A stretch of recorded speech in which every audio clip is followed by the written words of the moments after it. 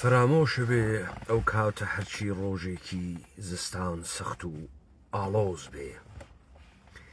من حتا پەی بە گرنگی و ئەهەمیەت جێگا بووین ئەو سرودە لێ ئەدەم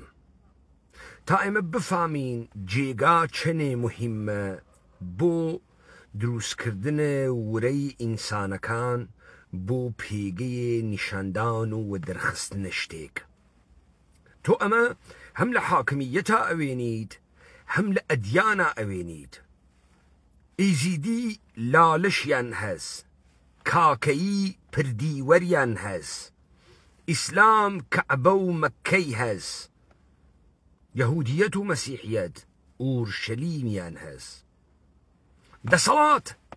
مەیدانە گەورەی شاری هەس، بینای گەورە و بەرز دروست ئەکا تاوە دەرخەرە هێزە خۆی بێت. دنیای ئەمڕۆ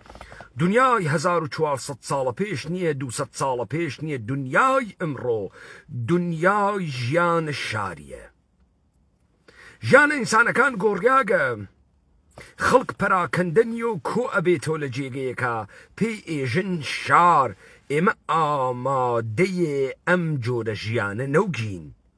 لە ناوە دنیای ئەمڕۆ لە هەموو جێگەیەکی دنیا تۆ ئەوێنیت ئەوەی دەسەڵاتی ناوە جێگەیەک دانێ. بزانە تەکیە و خانەقا پێگەی تەبەلورد تەسەوفە. تۆ ئەگەر تەکیە و خانەقا نەوێ نە شێخایەتی معنای هەس، نە دەخیل بەستن معنای هەس، نە شەفاعەت خوازی معنای هەس، نە فیرقەی عرفانیت بۆ چێتە بەرەوە. جێگا مهمە وەختێ تۆ لە نەستە تۆە لە پڕێکا کەژوکی و ئەکەن بە جێگەی ئینسانە شۆڕشگێر لە ژیانە ئۆربەنیزمە شاریە ئەمڕۆە. ئێشێ لە شارە مەکانێک دروست بکرێت بۆ هێزە خەڵکی دیاری وێت سمبولیک وێت هەروە کە حاکمیەت گۆڕە سەربازە ون دروست ئەکات تا تۆ تاجە گوڵی نەبوویتە سەری بۆیە ئێمە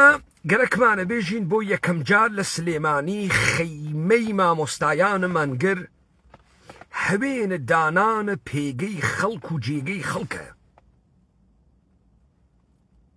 وەک گرنگیە ئێمە ئەمە بزانین و ئەمە نوکتەیەکی تر لە دوای حرەکەتەکەی دێگڵە و ئەمڕۆ من وە بیرتان تێرمۆ ئێستا سەروبەندی ساڵۆگەڕی گۆڕانکاریەکەی 57 ئێرانە جەریانێکە لەودا مەشهور بوو بە ناوە ئینقلابی ئیسلامی خومەینی سەرەتا کابرایەکی بێهێز بوو هێزی نەبوو سازماندهی نەبوو ڕێکخراوەی نەبوو درۆ بوو خومەینی کە هاتەوە ئێران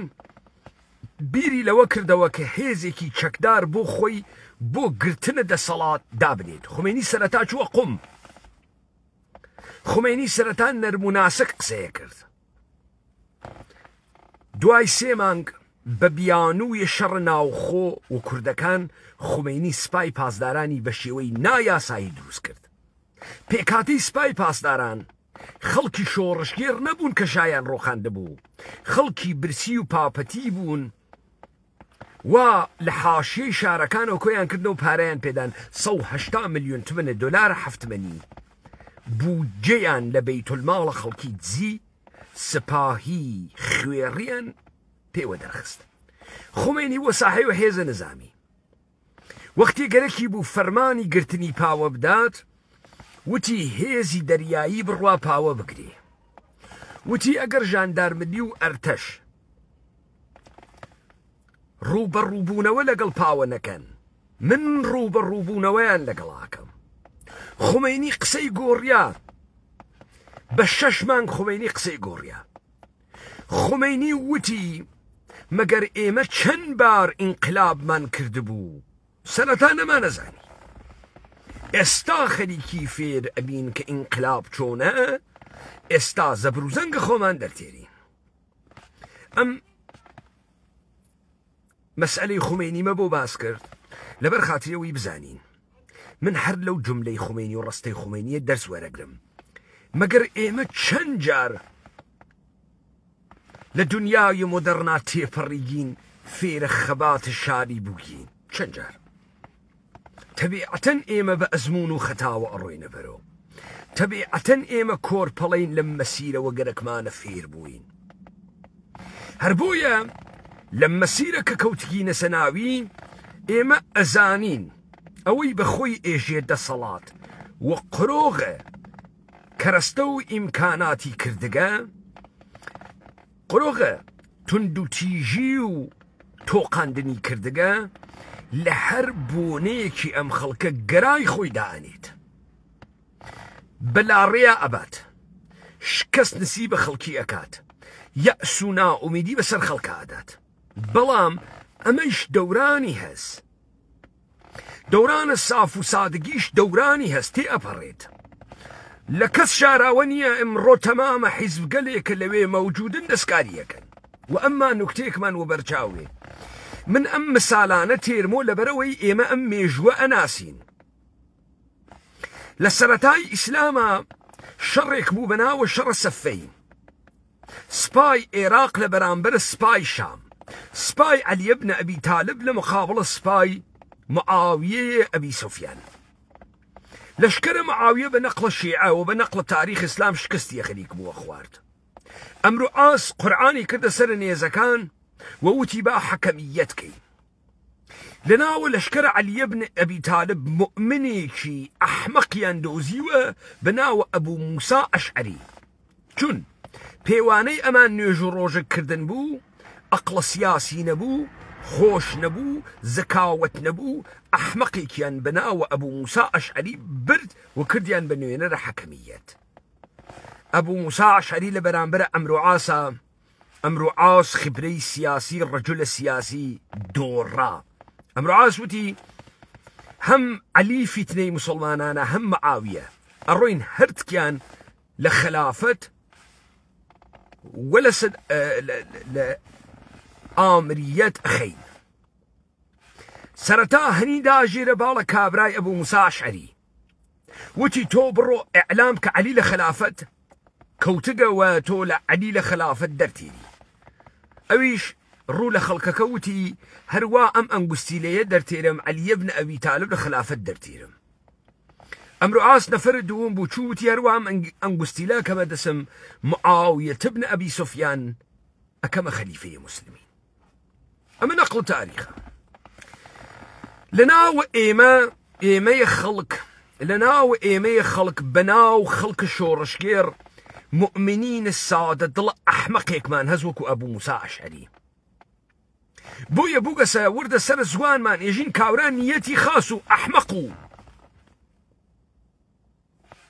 ئەم حرەکەتت دێگەڵە ناشیکاری بوو نەزانین بوو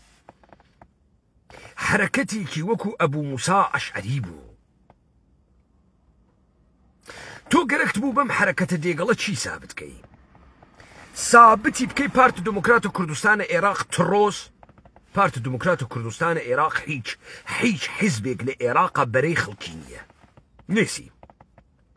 وە بە تایبەتی لە کوردستانە نێسی ئەمانە پێویستیان بە بەرەی خەڵک نییە کاکەجان ئێمە دووچارە وەهم بووگین پێمان وایە سنووق دەنگدان چون ئەوان دەنگە ئێمەیان گەرەکە ئەوان بە پیرە خەڵکیش تێن بە خەمە خەڵکیش هەن لە خەڵکیش ئەترسن لە کاتێکە ئەمانە ساز و کارە بە دەستگرتنە دەسەڵات لە قۆڕۆغیانە یعنێ تۆ دەنگ بدەی دەنگ نەدەی ئەمانە لە ناو سنووق ڕەئیا خۆیان دەرتێرن بەچی بەجێ ئەوەی بڕۆن دڵە تۆ ڕازی کەن تۆ دەنگیان پێ بدەی کۆمەڵێک هاوبەش لە سنووق دەنگدان دروزەکەن وەکو یەکگرتوو وەکو سۆسیالیست وەکو کۆمەڵ وەکو نەوەی نوێ بەجێ ئەمە بێن دڵە تۆ ڕاگرن ئەڕۆن لەگەڵ ئەوانە ڕێئەکەون 5 کورسی بۆ کۆمەڵ 5 کورسی بۆ یەکێتی 15 کورسی بۆ نەوەی نوێ فەرمونون ئەوە خەڵک دەنگدانی کردگە 1 ملیۆن کەس دەنگی داگە درۆ ئەکەن 100 نەفەری لێ نایێت 100,000 نەفەر لێ نایێتە دەرەوە دە ئیسلام حرەکەتە بەرەو دێگەڵە کردمان چی بوو پارتی تڕۆکەین پارتی حەد بەلایەوە مهم نییە بە پارتی ئێژی تۆ کوردستانە کرد کردووە بەلایەوە مهم نییە ئێژی گوتارە میلیت کورد کرد کردووە بەلایەوە مهم نییە پارتی فێرە ساز و کارە دەسەڵات بووگە لەگەڵ یەکێتیە لەگەڵ یەکگرتووە لەگەڵ نەوەی نوێ هەر چەشنە هەڵسوکەوتێکی کۆمەڵایەتی و خەباتێکی کۆمەڵایەتی دەست پێەکە گەرای یەکگرتوو کۆمەڵ و نەوەی نوێ و پارتی و یەکێتی واتیە دەسی تێوەن تا فاسدیکەن دەسی تێوەن تا بە نەتیجە نەگات دەسی تێوەن تا خەڵک تیا بەشداری نەکات دەسی تێ ئەوەن تا خەڵکی لێ ساردکەنەوە خەڵکینە ئەمە واقعیەتەکەس دنیا هەم خەیری واتیا هەم شەڕی واتیا شەڕ پەدیدەیەکە وا تۆ ناتوانی سڵی لێ بکەی شەڕ لە کولتورە یونانیە هەمیشە هەست تێکەڵەی ژیانە بۆیە تراژدیە خوڵقێنێ لە یۆنانە بۆیە تۆ ئەزانی ئەم شەڕە هەست ئەم شەڕە سەریش ئەکەوێ بەڵام تۆ هەر بە گژی ئاڕۆی وەکو تراژدیای ئەنتیگۆنە وتی براکەی من ئێوە لە یاسای کۆمەڵایەتی خۆتان پەیڕەوی ئەکەن من لە یاسای دڵم لە بەرامبەریانە وێسیا و ئەنتیگۆنەیان کوشت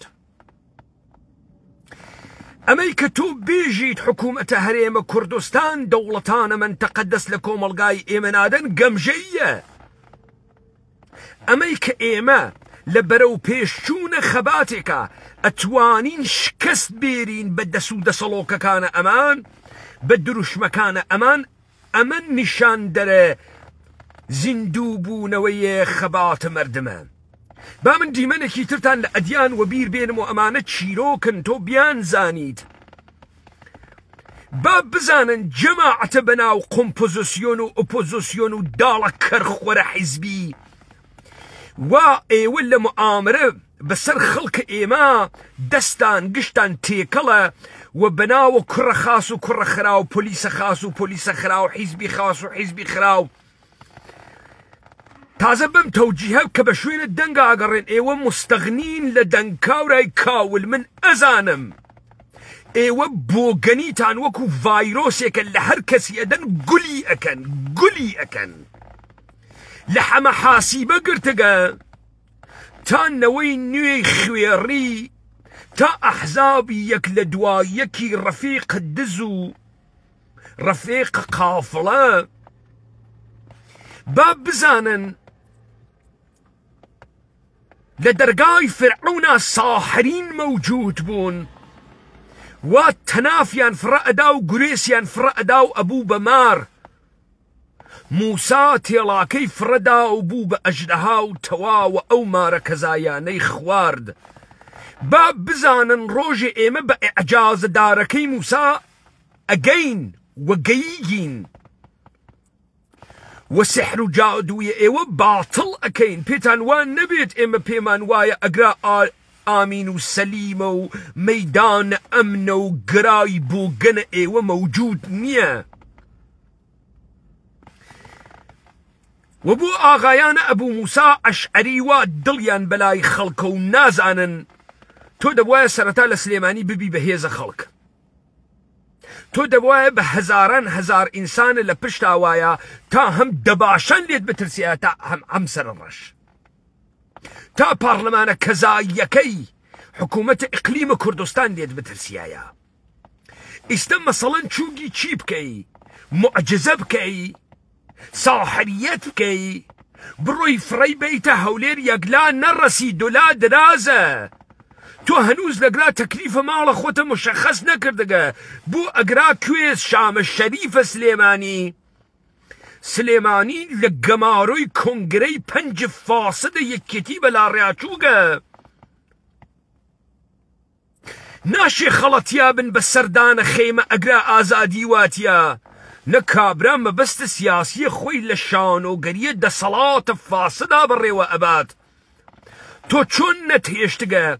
کابرا غەڵەت بکات جارێکی تر لەم شانۆگەریانە نەکات ئەبێت یەکێتیە منحەرفە کۆنگرەیە 5 وادار بکرێ ڕوو دەمامەک ڕاستەقینەی خۆی دەرخات تۆ پێت وایە بە گەراخستنە ناوە مامۆستایانەمان گرتووە لە ئەستیسالیانەوە ئەتوانی بەرەو مەسیرێک بیانوەیت کە دائیمەن ببێ بە خێر و بەرەکەتە گیرفانە تۆ لە شانۆگەریە هێشتنەوەی دەسەڵاتە گشتتان تۆ زەدە پارتیت دا ئەگە کوڕی بسمیلا بۆ یەکتری ناتۆپێنن وەکو سەد دادەی بزانم تۆ زەدە پارتیت نە ئاغا گیان ئێمە حەز بە شەڕە بەراکوژی ئەەکەین لە یەکتری بتۆپێنن وەکو سەگ بە نەفع ئێمەس مەگەر ئێوە هەر ئەو هێزە ئەمنیە نیەن وا ئەمڕۆ لە دێگەڵە داتان لە خەڵکی وا عەلی حەمە ساڵح یەک شەقی بەرنەکەوت وا تێ هەڵدریاگەکانن کۆرپەڵەی نوێ شەقێکیان بەرنەکەوت سەریان نشکیان خوێنیان لێ نەهات تۆ نەی بە شوێنێت کۆکردنەوەیە دەنگ تو دەنگ نەگەرەکە تو دائیمەن لەو سنووق ڕەیە تێتە دەرۆ ئێوە باڵانسە گەندەڵین ئێوە حیزبە کارتلن و دەسەڵات وا بەردەوامەکەن یەکێتی فرە دوژمنە پارتیە دادەی وەکو سەگ لە یەکتری بتۆپێنن دادەی یەکێکتان خلاص کات یعنی ئێوە پێتان وایە ئەم سەرزەمینە ساحێوی نییە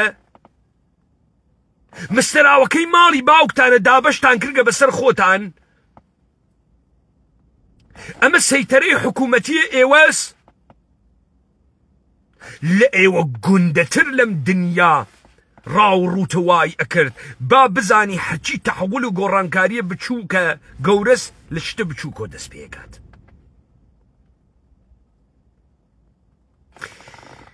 ئەگەر ئێمە لە قۆناغە شکست بێرین بە شانۆگەریە ئێوە و هێزە خەڵک ئێوە بتۆقێنێت یەک هەنگاوە زۆر گەورە ئێوەمان بەرگەسە دواوە و هاوکات توانیگمانە متمانە بگەڕێنینەوە بین خۆمان با بزانی ئێمە ئەزانین لە ناوە خۆمانە ئالوودەین بە گەرای ئێوە بە دەست و دەسەڵۆکە خوێڕیە ئێوە وەلێ ئیشاڵڵا مەسیرەکە وا ئەوەی نەبەرۆ یەک لە دوا یەک بڕۆخێن یەک لە دوا یەک وزەتان تیا نەمێنێت خوا ئەم زوانەی داگەوە من ئێوەی پێنابوود بکەم و ئێوەی پێنابوو دەکەم بابزانی وەختێ موسا گەرەکی بوو بڕوا فرعون بوێنێت چون لە دەرگای موسا گەورە بوو زمان دەرباری ئەزانی نێ ئەتوانی بە زوانە خەڵک قسە بکا لەگەڵ فرعونە وتی زوانم گرێی واتیە خوا وتی هارون برات بەجێی تۆ قسە بکات هارون برای نێوان نێوە هەرتکیان بوو هەم خەڵکە بە کۆی لە کریاگی ئەناسی هەم دەسەڵاتی ئەناسی بابزانی زوانە ئێمە گڕە ئەو ئاگرەی وا پێ وا ئێوەی نابوود کردگەوە نابوودتان دەکات ئێمە بەردەوام ئەبین لە دانانە خەیمەی وانەگرتن لە مامۆستایانە مانگرتوو هیچ پەلەیشمان نییە بک ئاگرەکە بکەوێتە هەولێر ئاگرەکە با لە سلێمانی خاس بگەشێتەوە ئەو جار لەسەر ڕەش خاس ئەبینرێت با ئاگرەکە لە سلێمانی بگەشێتەوە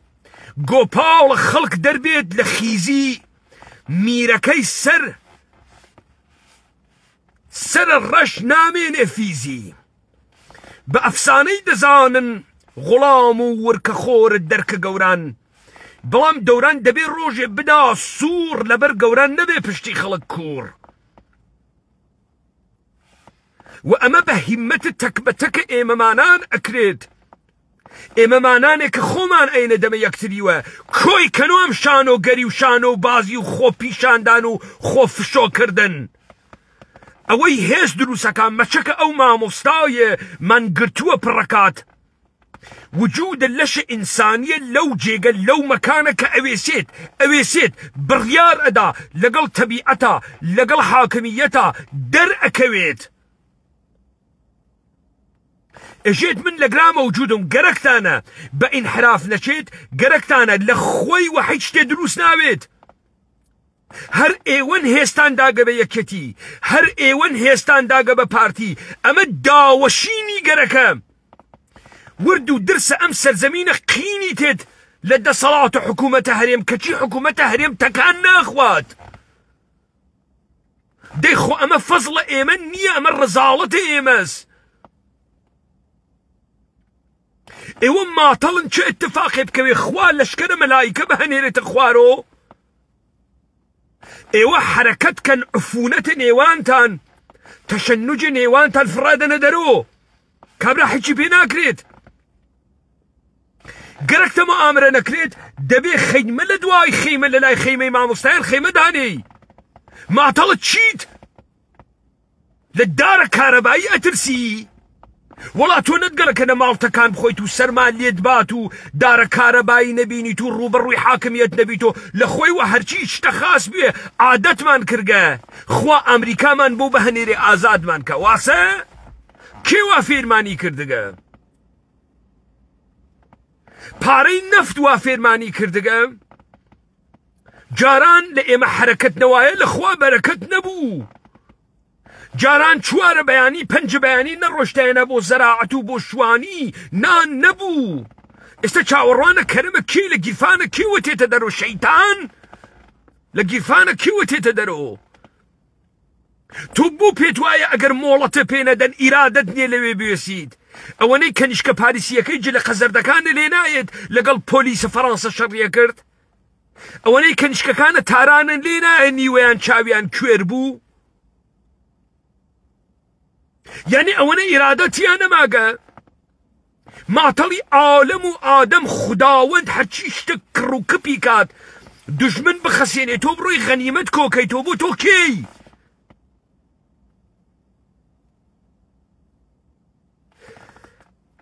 بەم جۆرە نەمایشاتە لە ئیستیسالەوە ئاگر لە ماڵفڕەدەین بۆ ئەو ماڵ ناچێتە بەرەوە تۆ ئاگرەکەی خۆت دەگرا گەورەکە فوو بکە لەم خۆڵەمێشە تۆ قبوڵی کە پڕە لەشت لە تعەفون قبوڵی کە تەمامە ئەمانە دەست ئەوەنە ناوە مەسئلەی تۆ و هەر کەسێ ها بە شوێنە خواستە خۆی وە تۆ نیەتە خۆت بۆ بەرۆ تۆ بۆ لە خۆتۆ سستەوی تۆ جواوە دەی تۆ ئێژی من ناڕۆم ئەمە موئامرەس بڕۆ با موئامرە نەوێت خۆمەینی وتی مەگەر ئێمە چەند جار ئینقلابمان کرد مەگەر ئێمە چەند جار ئەزمونە مۆدەرنیتەمان کردگە لە ژیانە خۆمانە ئێمە کۆرپەڵین لە بەشە خەباتە مەدەنیە ئێمە گەرەکمانە دنیا ببێ بە لەشکرە مەلایکە تا ئێمە سەرکەوین تۆ لە ناوە دڵە قێزەونی و شەڕە مطلقا بتوانی سەفەرکەی وە شەڕکەی ئینسانیت دیمانەم داستانیشە شکستی خوارد خۆپیشاندان ڕێگەی دەرخستنە هێزە خەڵک نییە ئەمانە بێمنەتن بەرامبەر بە خەڵک ئێمە ئێشێ سەرەتا هەستە بە هێز بکەین هاودڵی و هاوسۆزی بکەین ئێمە ئێشێ پەیوەندی دروستکەین تا کۆمەڵگا مانا پەیا بکات وەختێ توانیمان لە شەکانە یەکتری لە تەنیشتە یەکتری و دابرین کابرا بە چەقانەیە هەڵتێت کۆمەڵێ فاسد بە چەقانەیە هەڵتێن با بزانن ئەمانە هێزە هیچ کوێنین ئەمانە هیچ گویەک نەوگن لە تاریخیانە مەگەر ئەمە هەرە و هێزە نەبوو وا داعش بە تۆپخانەیەک و هەولێری پێچۆڵکردن هەولێرە پایتەخت خەڵک قارەمان هێزە قنپانە پێشمەرگەی کوردستان مەگە دەرنەچوو گشتی بە چوار داعش بە تۆپخانەیە لە مەخمورە ئەوەی بەسەر ئێمە خەریکە ئێمە سەرکوت ئەکا درۆزنی و ڕاڕابوونە ئێمەس وا بەدەسە حاکمیەت بەسەرمان هاتکە نە بە هێزە حیزە زێرەڤانی کورە کورد نییە لە مەملەکەتە چوار چەکی لە ماڵانە بێت کەچی ئیرادەی چەکاندنە ماشەکەی نییە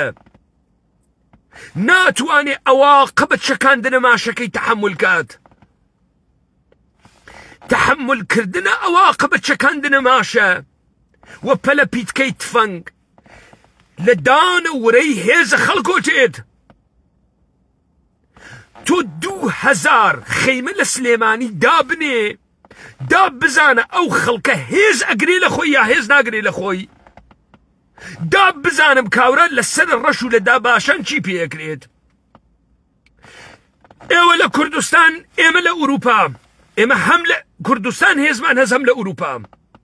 یەک نەفەرتان دەستیان بۆ بووەن لە هەر کوێ ئەم دنیا بن دەریان تێرین و نابودیان ئەکەین ویان تۆپێنین یعنی لەم کۆمەلگا ئێشێ ئێمە لە ڕەوەندێکە ئێشێ ئێمە لە پرۆسەیەکە بتوانین بەسەر نەهامەتیەکانە خۆمان ئەسەرکەوین ئێمە ئێشێ لە خۆمان ئەوەندە دەسەڵاتمان نواندوێت قێزەونەکان و چڵکنەکان و بۆگەنەکان کە ئەنکەنە ناومان یا بترسن خۆ بشارنەوە یا بگۆڕێن لە ڕەوەندێکا کە لەگەڵ ئێمن کەواتە ئێوە دیتتان ئەم جۆرە شان و گەریە لە ئیستیسال و حیزب حاکم حاکمیەتە حیزب گەرە کێسی لە گەندەڵیە دەسەڵات و باڵانسە گەندەڵیا شکست بەسەر کۆمەڵگا بێنێ من و تۆ بە یەکتری متمانەمان نەمێنێت من و تۆ هێز بە بێ ئێرادەیی بکەین پێمان وابێ بێکەستەرین ئینسانە دنیاین پێمان وابێ خوێڕین بێعورزەین فاسدین سەخیفین متەفەڕقین پڕین لە ڕەزاڵەت کاکە ئێمە ئینسانین ڕەزاڵەت بەشێکە لە وجودە ئێمە ترس بەشێکە لە وجودە ئێمە منفعەتویستی بەشێکە لە وجودە ئێمە ئێمە بەسەر ئەمانەوە زاڵ بووین کۆنتڕۆڵی کەین هەدایەتی کەین بەرەو مەسیرێک ئینسانین بە شوێن کوڕە پێغەمەرە ناگەڕێنەوە بە شوێن کیا گەڕێن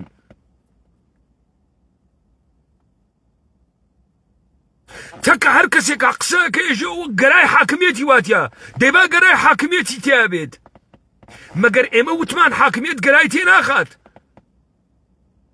یانە تۆ پێ دوابێ ئەمانەی سلێمانی کوڕە پێغەمەرن نە ئەمانەی سلێمانی لەوان کڵاو بەردارتر و فاسدترن دەستیان وا لە دەست یەکتریا من سەرەتا نەموت دادەی ئەگەر یەکێتی پیاگە پارتی پاک کاتەوە دادەی وەکو سەگ لە یەکتری بتۆپێنن شەڕە براکوژی نییە من فتوە ئەدەم حەڵاڵە مباحە هەرکام لە ئێوە نگریس و قێزەونێکی تر وەکو خۆتان لەبین بوات حەڵاڵە ئەشەو بیللا ئێمە چەپڵەتان بۆ لێدەین دادی ئەم قسە خوێڕیانە ئێمە برای یەکتری نین ئێمە وڵاتی خۆلادی نییە کاکەگیان ئێمە وڵاتێکی 10 ملیۆنین لە ئەقلیمە کوردستانە وەکو کورد 6-7 ملیۆنین ئێمە تەمەدونین کاکە کولتورین خۆ ئامۆزای یەکتری نیین شەڕە بەراکوژی حابیل دای لە قابیل کوشتی ئەکرێ لە باوەکانمان گەورەتروین بان لە یەکتری بتۆپێنن تا خاتمە بین بەم درۆزنیە ئێوە ئەرێ وەڵای ئەمە پێمان خۆشە ئێوە شەڕە براکوژی بکەن یەکتری بتۆپێنن بەراکوژی ئەسڵەن مێژوویە بەشەریەتە ئەدیان بە قەتڵ برا بەدەسە برا دەست پێکە بیکەن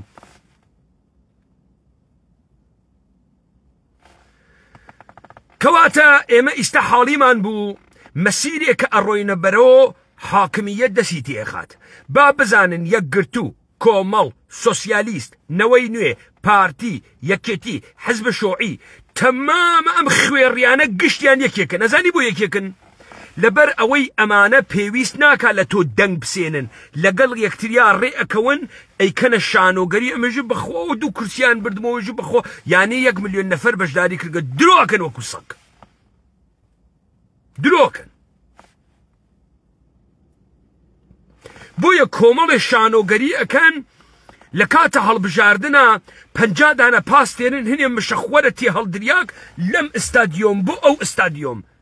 لەم یانەی وەرزشی بۆ ئەو یانەی وەرزشی یانم های خەڵکمان وا لەگەڵا یانم های ئەمانە دەنگ و ئێمە ئەدەن من ئەمەتانە پێی دەرەخەم و پێتان دەرەخەم قسەی ئاخر مامۆستایان وانەیان دانیاگەوانەی شەقام دانشگایان کردگەسۆ بۆ تۆ بڕۆ لەبەرە گۆیژە وانە وەربگرە شاگردە گەورەیەکوە و پێشە مامۆستاتکەوە قۆناغە خەبات لەم قۆناغە بیبرە قۆناغێکی تر یەکەم مەبەستە ئێمە تعەیون پێدان و دەرخستنە هێزە خەڵکە هێزە خەڵک وا دەرەکەوێ بە سەدان نەفرە ئێوە بە هەزاران نەفرە ئێوە دەبێ بڕوات خەیمەی 1 نەفرە و 2 نەفرەی خۆی لەوێ دابنێت و ئێمە ئەو کارە ئەکەین با بزانن مامۆستایان سەرەتا بوو حتا آخر ئەیبین بەردەوامی ئەکەین ڕەوتەکەی ڕادیکالتر ئەکەین و ڕادیکالتری ئەکەین با بزانی من ئۆسایان بازیمە سەتی وەکو ئێوە ئەوە مەسەرەکانی ئاوی نادەموتێمەوە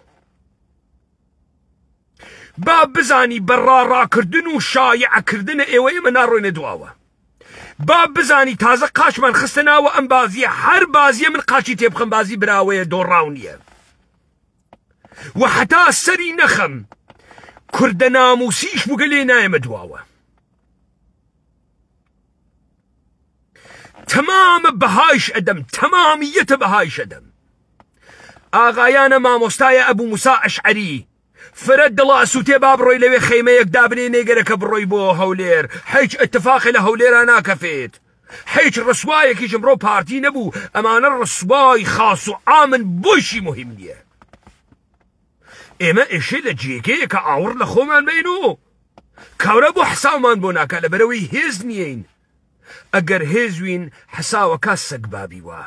خاس حساوەکە حساوەقتنی خاسە زانیت با ئێمە لە خۆمان و هێز دەرخەین ئەو جا دا بزانم ئەتوانن خۆیان بگرن لەوێ دا بزانم پەنا بۆ کوێی ئەم دنیا ئەوەن کوێی ئەم دنیا ئەم نەبێت بۆیان بەسە کاکە دەست هەڵگرە کارێکم پێ مەکەم مەجبور بووم بتکوژم منبەرە ئەو وادیە.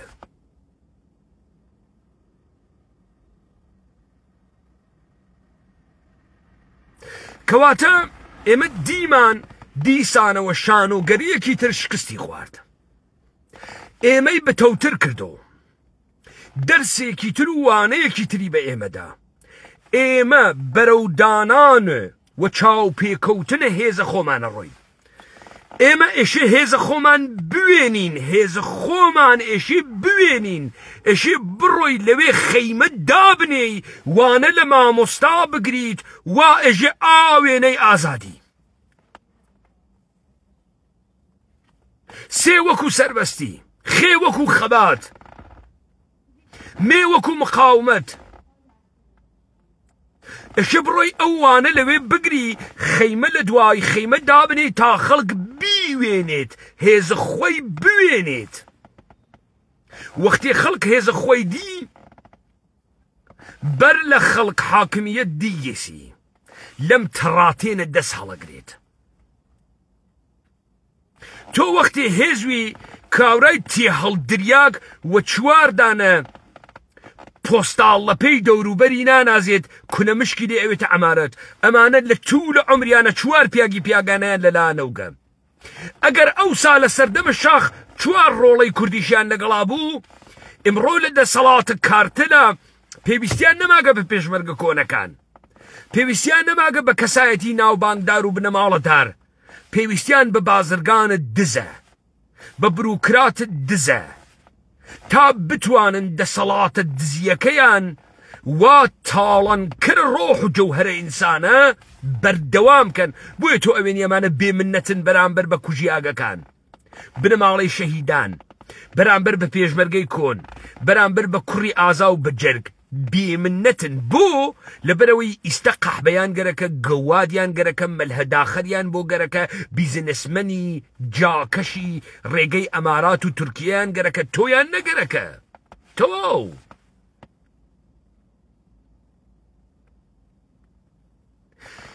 ئەگەر ئێمە دەسەڵات لە خۆمان دەرخەین، جا کاورا نەک حەساو بۆ تۆ ئەکاکەوێتە گو خواردن، ئەکەوێتە سەر و دەست و پێت، بای ئەداتۆ، بای ئەداتەوە پێیان با ئەدەینۆ. کە گۆپاڵە خەڵک دەرهات لە خیزی، میرە گەورە ئیتر نامێنێ فیزی. با بزانن ئەوەڵین و سەختترین قۆناغە شۆڕش تەعەیون پێدانە بە خەڵکە، تەعەیون پێدانە بە خەڵکە. تۆ خەباتە موسەلەحانە و چەکدارانە بۆکەی، لەبەرەوەی پێت وایە کۆمەلگا خەسیاگە، کۆمەلگا سەرکوت کریاگە، تاریکی زاڵە، بە قرمەی فیشەکێ تاریکی ئەشکێنیت، تاریکی ئەشکێنی تا هێزە گەل ئازادکەی. فەلسەفەی شەڕی چەکدارانە مەسە.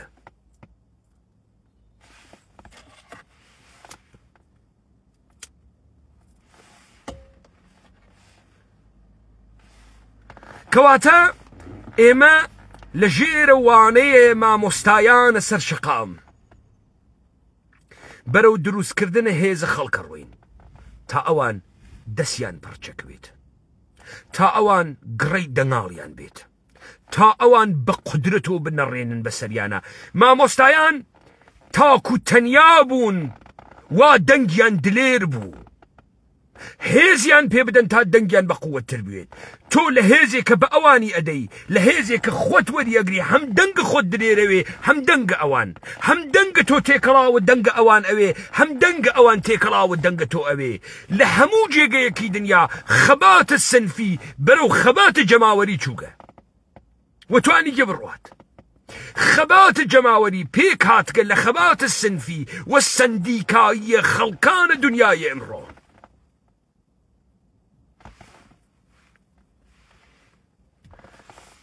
کەواتە من دیسانەوە قسەکەی خومێنی تکرارەکەم و وتی مەگەر ئێمە چەند جار ئینقلابمان کردو، مەگەر ئێمە چەند جار ژیانە مۆدەرنمان تێپەڕاندگە. قۆناغ جەدیدە ئێمە قۆناغ تازەیەکە. خەباتە مەدەنی لە لای ئێمە دیاردەیەکی تازەی هاوردەست، ئێستا ئێمە ئەزمونە خۆمانی تیاکەین. دەست لە سنەتە عیرفانی و قسەی بووگەنانە بکێشن، بڕۆنە سەر تەقالیدە ئینسانە کوردی، بڕۆنە سەر تەقالیدە باوکە سەیدەوان وا لەگەڵ قەدەرا بە شەڕات.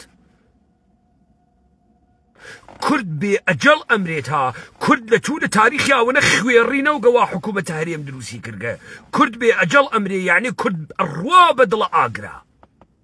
الروابة بيشواز خطرا ووايلي يقين لا يوخوش